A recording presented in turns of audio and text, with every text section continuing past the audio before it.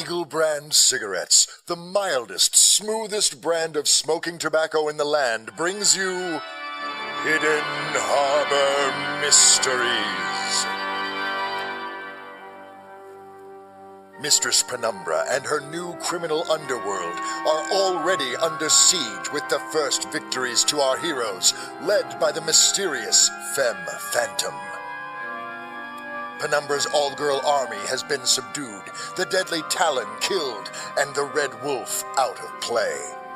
But danger lurks behind every shadowy corner, and a final battle between good and evil is inevitable. Who will prevail? We'll find out in a moment. But first, friends, now you can help the Femme Phantom fight crime with every pack of Eagle brand cigarettes. That's right, in every pack sold in Manhattan between now and Christmas, you'll find a special puzzle book filled with cryptic messages, challenging puzzle games, and even a cheeky picture or two of our heroine, the Femme Phantom. This collectible pack will also come with a decoder key, so that you can receive and decode a personal message from one of our heroes every night in October up to Halloween. And a special contest we'll tell you about next week. It's a secret club for grown-ups who know where to get the very best tobacco in the land. Eagle Brand is proud to bring you tonight's chapter of Hidden Harbor Mysteries entitled Toccata and Fugue. After crashing the secret hideout of Hidden Harbor's new criminal consortium, Detective Frank Horn and Colonel Caspar Dixon used an ingenious device created by the late Dr. Krieg to stun most of the members of Mistress Penumbra's all-girl security force. The two men race to secure the unconscious combatants so they can move on to help their partners, already searching the building for Mistress Penumbra. Get me out of here, Frank. Help me up. I can't move. I'm choking, Frank. Sure, kid. Sure. Don't move her, Frank. What do you mean? She's choking. I can't just leave her here. She's... Betrayer. What? Sorry. Gas gun. I get it. Thanks. Lucky this version is smaller. You'd be napping alongside her. You okay, Frankie? Shut up and hand me a pair of those cuffs, huh?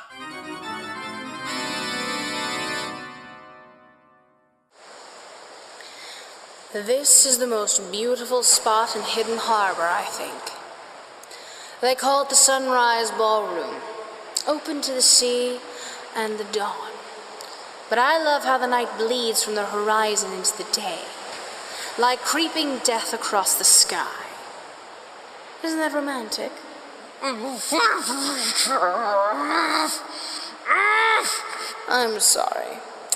That was rhetorical, Cat. What a beauty. Like a common neighborhood mutt. So loyal, yet so undisciplined. Your mistress spent so much time learning how to hide and leap about, she never thought about you before sending you to find me. Now, how silly was that? It was so hot to find me that you almost fell into my arms. With your short haircut and masculine dress, you think a strong arm and a hot temper makes you equal to a man. Let me whisper a secret into your ear, my darling. It just brings you down to their level. I tied you securely to this post, dear child. You saw how little time it took. I'm very good with ropes. I was done before you even realized you were trapped. Now, let's wait for your partner in crime to arrive. Together. Perhaps we can get to know one another. Form our own special bond, perhaps. And here she is! The Femme Phantom, ghost of Hidden Harbor, champion of the oppressed, and whatever other fantasy the worms of the city tack to your reputation. Jealous? No. It inspires me to think how superstitious and simple-minded the people of this city must be. You and I both know who the real animals are. All they think about is money and violence and lust. Conquests they can feel. They are the darkness that terrifies this city, and you chose them because they're simple brutes. Easy to manipulate. Cowards never prosper, my dear. Unless, of course, they are born into the wealth they flaunt. This is my city. And if they won't stand to protect themselves, I'll still be their champion. You are an exquisite fighter. Still rough, though. My girls, Talon and the Red Wolf. Your whole army is under wraps in the lobby. Talon is dead. Your Red Wolf took a bad tumble down the stairs. She's sleeping it off. You knew they wouldn't beat me. I didn't want them to beat you. I wanted them to wear you down.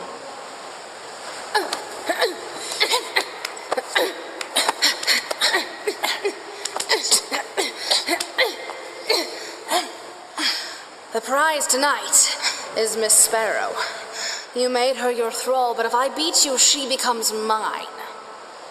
Sadly for you, she has free will. Do you think any of the women I own had free will? They were easily taken and shaped into my minions. When you're bound by heavy chains, a simple leash can feel like freedom. Do that for some of these women and they would die just to thank you for dominating them. I don't think you'll find cats so easy to dominate. Well, then I can just kill her. Cat Sparrow is your little toy, just as you were the toy of Fan Sun. You don't see it? He's using you to forward a 1,000-year grudge against my master, Mao Zut. Is this where you ask me to join you and share the spoils of Hidden Harbor? Of course not. I could never share anything with you. You've had it all for too long and would not appreciate it. Besides, you're not my type. I like my partners to have a little more darkness in them. Stop trying to learn my song, little one. You'll never again make me see you as anything but little Barbara Wilson. Oh, but I can read you, Agnes Renee. Black rubber doesn't breathe well, and a woman your age needs to breathe.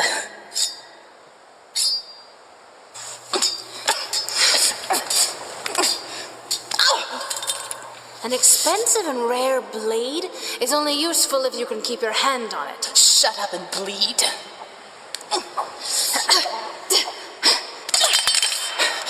You were saying, Mistress Butterfingers. Always play with what's in reach.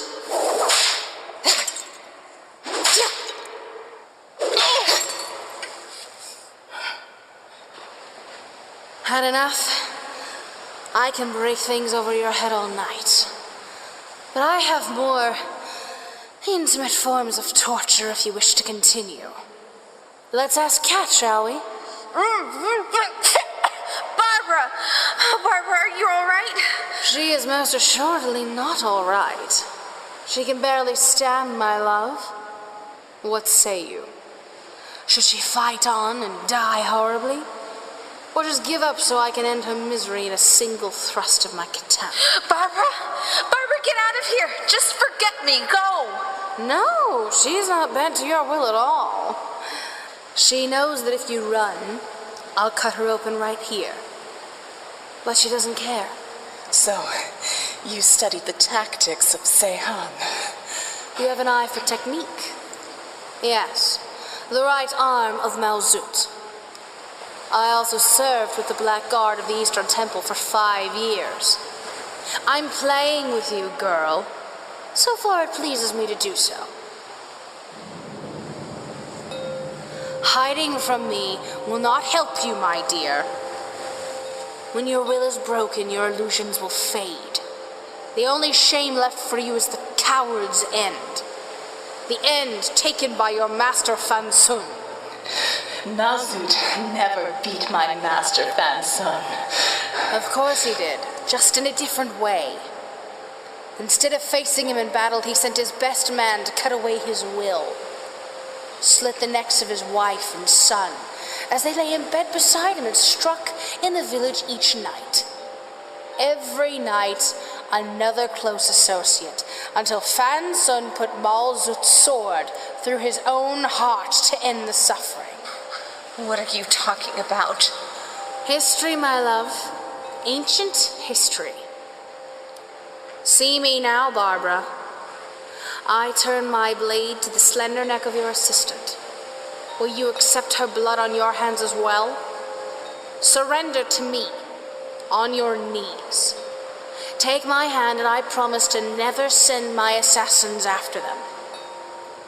Caspar, Detective Horn, Kat, so many children in your outreach programs.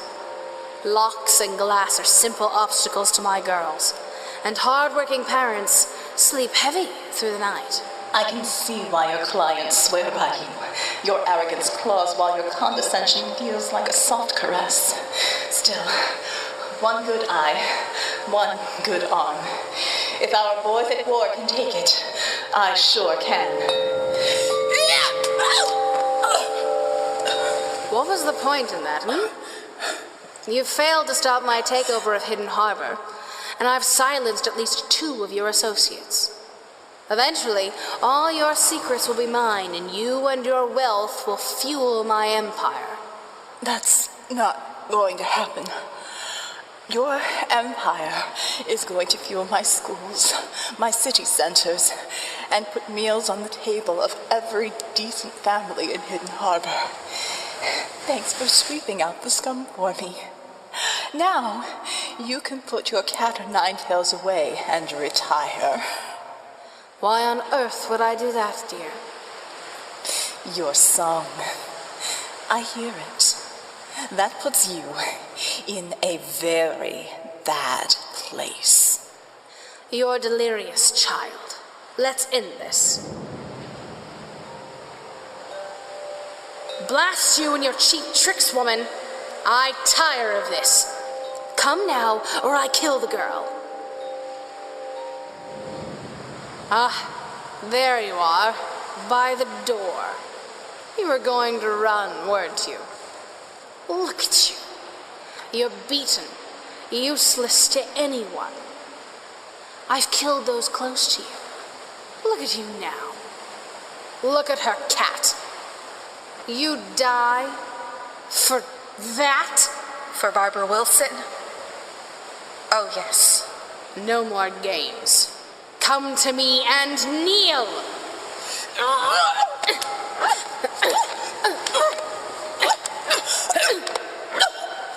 A figure, more of a blur than a human shape, races across the room in a final desperate attack. With little effort, Mistress Penumbra strikes a blow that brings Barbara Wilson to the floor one final time.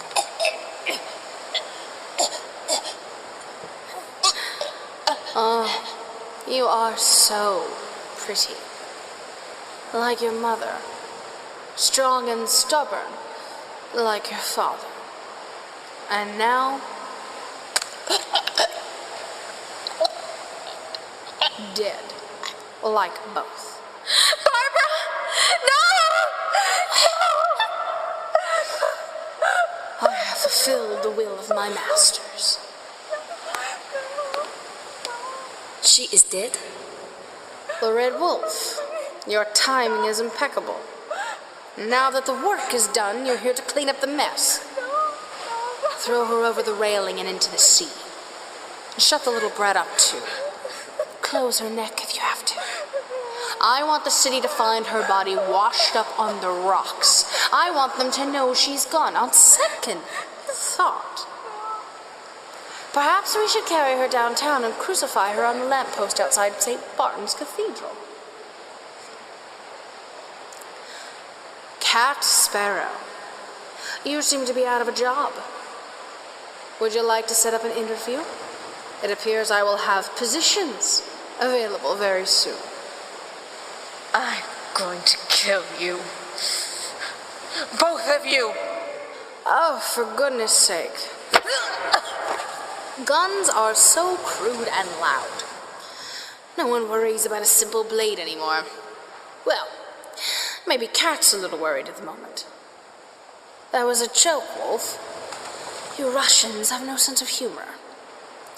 Since you're so focused on the job, where are the other two? The idiot men she hangs around with. I don't. Then go look, you fool! Bring me skulls! And get those fools out of the panic room before they suffocate. Or eat one another.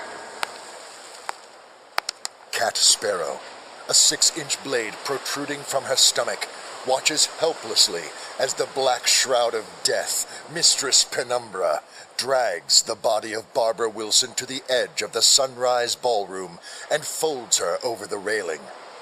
The deck reaches out into the harbor to a point deep enough to envelop Barbara's body in total darkness.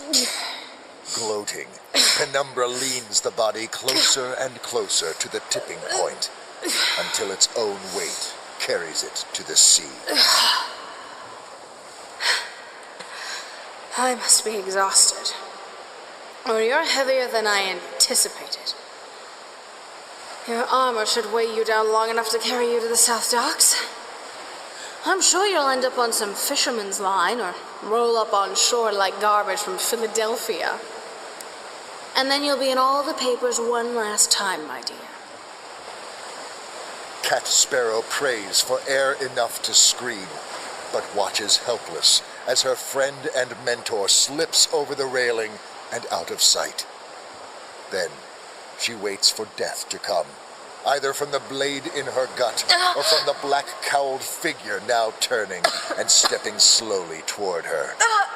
Her final thoughts turn to her friend. Oh, Barbara. I'm sorry, Barbara. I'm so sorry I couldn't save you. Cat, darling. Have hope. Don't speak. And do not give up so easily. Barbara? Where are you? My love, I am everywhere now. Remember, I make you see what I wish you to see. What? How? Don't make a movement. Don't make a sound, but look at her stomach. The knife. Where did it go? There never was one, dear. I took the real one off of Penumbra in the fight. You only thought there was. I'm sorry, but I needed to protect you. Now, stay still. The pain and the weakness will ebb in time. Remember, I will always be with you, Cat. Remember that. Still fighting, are you? Struggling as the blood pools beneath you. Your heart is too pure to swear an oath to me. But perhaps, if I save you, maybe I could darken your heart with a bit of my blood. I can save you, dear. All you need to do is beg. You've got to be joking. Stand away from her, witch. Cat Sparrow is under my protection. Could it be? Could Barbara Wilson have survived? If so, how? Tune in again Friday for the next thrilling episode of Hidden Harbor Mysteries.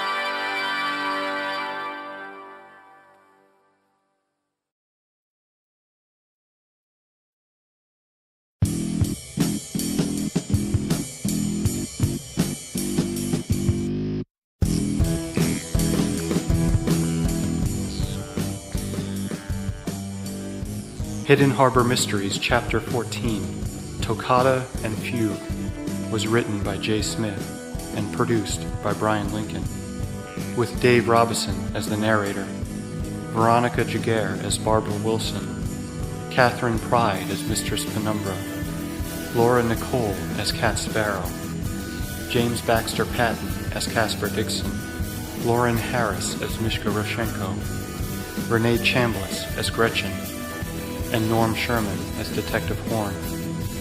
This podcast is released under a Creative Commons Attribution, No Derivatives 4.0 license. Closing music is Here We Go Again for the First Time by Juicy Melon Jim. This has been a Brian Lincoln production.